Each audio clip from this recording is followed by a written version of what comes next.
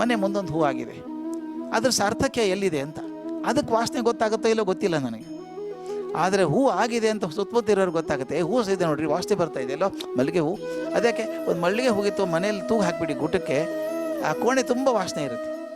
ಮುಂದೆ 4 ತಾಸಿಗೆ ಒಣಗೋಗುತ್ತೆ, ಅದು ಏನೂ ಪ್ರಯೋಜನ ಇಲ್ಲ ಅದು. ಆದರೆ ನನಗೆ ಸಂತೋಷ ಆಗೋದಂದರೆ ಬೆಳಗ್ಗೆ ಬಿಡಿಸಿದಂಥ ಹೂವು ಸಾಯಂಕಾಲ ಮುದುಡು ಹೋಗುತ್ತೆ.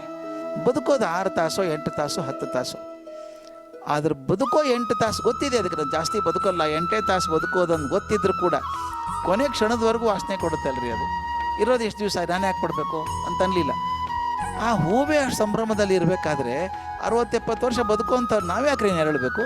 7 ತಾಸು ಬದುಕುವಂಥ ಹೂವೇ ಸಂತೋಷವಾಗಿರುವಾಗ 70 ವರ್ಷ ಬದುಕುವಂಥ ನಾವ್ಯಾಕೆ ತಲೆ ಕೆಡಿಸ್ಕೋಬೇಕು? ಇರುವ ಅಷ್ಟು ದಿವಸ ಸಂಭ್ರಮದಿಂದ ಬದುಕೋಣಪ್ಪ.